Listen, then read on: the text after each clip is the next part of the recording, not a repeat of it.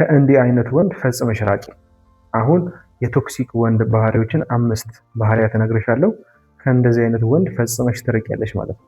ምናልባት በሪሌሽንሺፕ ውስጥ ካላችሁ ደግሞ አውርታችሁ ተነጋግራችሁ ማስተካከል የምትችሉ ከሆነ እሰየው ጥሩ። ካልሆነ ግን ምን ማድረግ ያስፈልጋል? ወደ ከባዱ ወደ ሆነው መለየት ወደማይቻለው ትዳር ከመሄድ በፊት ምን ማድረግ ያስፈልጋል? በጊዜ መቁረጥ ያስፈልጋል ማለት ነው። ለዚህ ቻናል አዲስ ከሆናችሁ ሰብስክራይብ ማድረግ እንዲሁም ደግሞ ለሌሎች ሼር ማድረግ እንዳይረሳ። በተለይ ሴት ሆናችሁ ሰብስክራይብ የማታደርጉ እንዳትኖሩ። እኔ ያው የእኛን ባህሪ እየዘረዘርኩ እየነገርኳችሁ ነው ማለት ነው ብዙ ጊዜ። ስለዚህ ከኛ ራቁ እያልኩ ቪዲዮ እየሰራው ሰብስክራይብ ባታደርጉ ሼም። እሺ አምስቱ ነጥብ እንግባ። የመጀመሪያው ቁርጠኝነት የሌለው ወይንም ደግሞ መሀል ቤት የሚተውሽ ወንድ፣ ከዚህ ወንድ ፈጽመሽ ምን ማለት አለብሽ?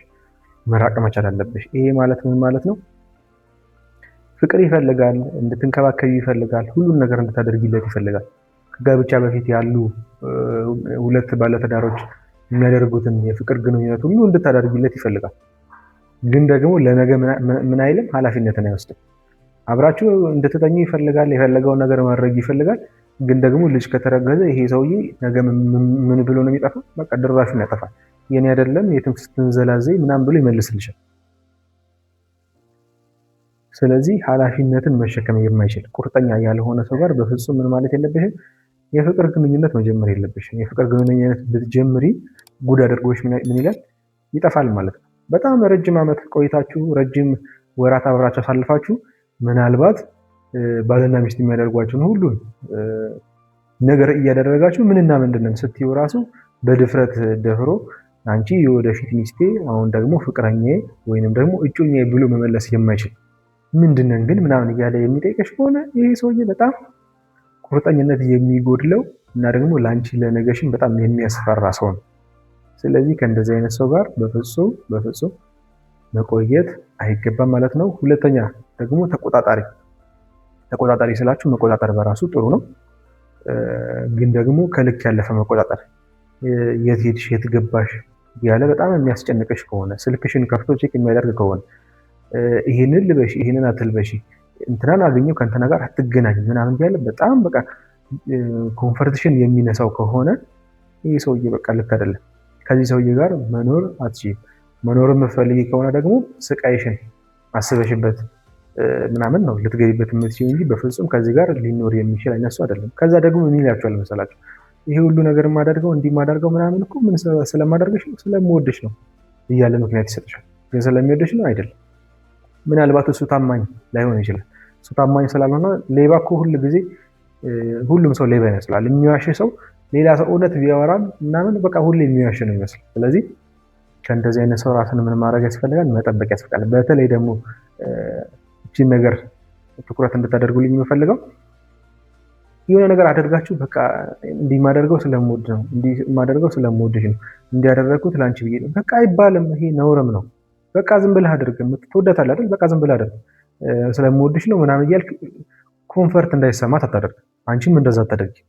በጣም ብዙ ሰዎች አሉ መልካም ነገር የሚያደርጉ ግን ደግሞ መልካም አድርገው ሲጨርሱ እንዲያርጊ የሚሉ የሆነ ልክ ስትጣሉ ጠብቆ እኔ እንደዚህ እንዲያርጊ አንተ ግን እንዲህ ሳታደርግ ይሄ በጣም የቀሽምነት ምልክት ነው። ስለዚህ አድርጉ ማድረግ ያለባችሁን። ወደ ነው የምታደርገው ታደርጋለህ። አንቺም አድርጊ ወደሽ ነው የምታደርጊው። ግን ደግሞ ራሳችሁን እንዲሆኚ ምናምን እንዲያደርግልህ ምናምን እያላችሁ እንትን አትበሉ። ይሄ በጣም መጥፎ ነገር ነው ማለት ነው። ሶስተኛው ደግሞ እሱ ብቻ ትክክል የሆነ ወንድ ከሱ ራቂ። እኔ ብቻ ነኝ ልክ ብሎ የሚያስብ ወንድ ከሆነ ከሱ በፍጹም መራቅ አለብሽ። ዓለሙ ሁሉ በሱ ዙሪያ እንዲሽከረከር የሚፈልግ ስለሱ ብቻ እንዲወራ ስለሱ ስሜት ብቻ እንድትጨነቅ የሚፈልግ ወንድ ከዚህ ሰው ምን ማለት አለብሽ? መራቅ አለብሽ። የሆነ የሚባል አባባል አለ እኮ ረጅም ሰዓት ቁጭ ብለው በጣም ረጅም ሰዓት ስለራሱ አወራና ከዛ በኋላ እስቲ በቀረው ሰዓት ደግሞ አንቺ ስለኔ ምን ታስቢያለሽ ብሎ የሚጠይቅ አይነት ወንድ ማለት ነው። ስለዚህ ከእንደዚህ አይነት ሰው በፍጹም መራቅ አለብሽ። ስለ አንቺ ስሜት ምንም ግድ የለም። በአንቺ ዙሪያ ስለሚፈጠሩ ነገሮች ምናምን ግድ የለም። ከዛ በተጨማሪ አንቺ ከሱ ድጋፍ የፈለግሽ ጊዜ ራሱን የሚሰውር የሚደብቅ ወንድ ከሆነ ወደዋለው ምናምን ከሱ መለየት አልችልም ምናምን ብለሽ የምትጃጃይ ከሆነ እንዳልኩሽ እንግዲህ እግዚአብሔር ይሁንሽ፣ እግዚአብሔርም አይሆንሽም።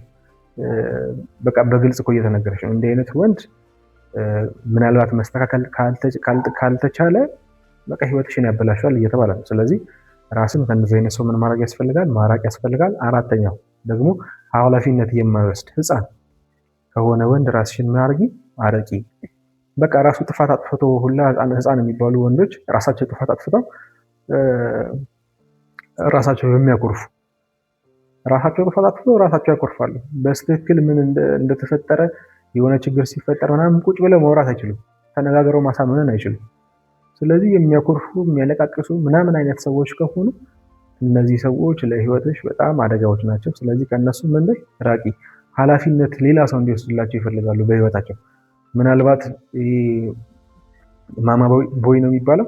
በቃ ከአንቺ ጋርም ሪሌሽንሽፕ ጀምሮ የፍቅር ግንኙነት ጀምሮ ነገ ልትጋቡ ምናምን እስካሁን ድረስ ኃላፊነት የሱን የምትወስድለት እናቱ ልትሆን ይችላል።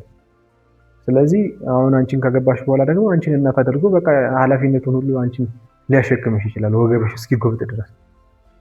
ስለዚህ ከእንዲህ አይነት ሰው ምን ማድረግ ያስፈልጋል? መራቅ ያስፈልጋል ማለት ነው። አምስተኛው ደግሞ ሴቶችን የማያከብር ወንድ ከእንደዚህ አይነት ሰው ጋር ምን ማለት የለብሽም? መቅረብ፣ የፍቅር ግንኙነት መጀመር፣ ወደ ትዳር መሄድ የለብሽም። ምናልባት አንቺን ሊያከብርሽ ይችላል። አንቺ እኮ የህይወቴ ምናምን ብሎ የሆነ ነገር ሊነግርሽ ይችላል። ምናልባት በእጁ እስክትገቢ ሊሆን ይችላል። እየተዘጋጀልሽ ሊሆን ይችላል። ቆንጆ አለንጋ እያዘጋጀልሽ ሊሆን ይችላል። አይታወቅም። በተለይ ደግሞ እንዲህ አይነት ሰዎች ምን አይነት ምልክት ታያባቸዋላችሁ? ለአንቺ በጣም በቃ ሪስፔክት የሚሰጥ ይመስላል። ከዛ በኋላ ግን ሌሎች ሰዎች ላይ ሌሎች እናቶች ላይ ሊሆን ይችላል። ምናልባት ካፌ ቁጭ ስትሉ ለአስተናጋጅ የሚሰጠው ቦታ ለሴቶቻችን አስተናጋጆች የሚሰጠው ቦታ ምናምን እሱን ነው። ለሌላ ሰው ሪስፔክት ከሌለው ለአንቺም ነገ አለሽ ማለት ነው። ቆንጆ አለንጋ አለሽ ማለት ነው ለአንቺ። ስለዚህ እንዲህ አይነት ነገሮች ላይ እነዚህን 5 ነገሮች ላይ ፎከስ አድርጎ ምን ማድረግ ያስፈልጋል? መጠንቀቅ እና ደግሞ አቮይድ ማድረግ ያለባቸውን ሰዎች አቮይድ ማድረግ መቻል አለባችሁ። በአጠቃላይ ጠቅላላ ስናደርገው ብቸኝነትን አትፍሩ። አሁን ቶክሲክ ሪሌሽንሺፕ ውስጥ ሆናችሁ ከሱ ለመውጣት ብቸኛ ሆኜ ከዛ እንዴት ነው ማሳልፈው ምናምን አትበሉ። ይሄ የህይወት ጉዳይ ነው። ብቸኝነት ምናልባት የትንሽ ጊዜ ጉዳይ ሊሆን ይችላል። ግን ደግሞ ትዳር ምናምን ደግሞ በቃ ብዙ እድሜያችንን የምናሳልፍበት በጣም ትልቅ ውሳኔ ነው፣ የህይወት ውሳኔ ነው። ስለዚህ ምን ማድረግ ያስፈልጋል? ቁርጥ አድርጎ ብቻ መሆን ካለባችሁ ብቻ ሁኑ። ዘላቂ ህይወታችሁን ዘላቂ ሰላማችሁን አስተካክሉ ማለት ነው። ፍርሃት ሳይሆን ይሄ ምንድነው? የብልሃት ማሳያ ነው። ከቶክሲክ ሪሌሽንሺፕ ውስጥ አንድ ሰው መውጣቱ ይሄ የብልሃቱ ነው እንጂ የሚያሳየው ፍርሃቱን አያሳይም። ስለዚህ እሱ ላይ እንትን አድርጉ። ከነዚህ ከ5ቱ የትኛው ሞር ትልቅ ሬድ ፍላግ ነው ወይንም ደግሞ በቃ በፍጹም መቋቋም የማይቻል ነው ብላችሁ የምታስቡት የትኛው ነው? እስቲ ኮመንት ላይ ያሳውቁልን። በሌላ ቪዲዮ ነገ እንገናኛለን። እግዚአብሔር ይስጥልኝ። አመሰግናለሁ። ቻው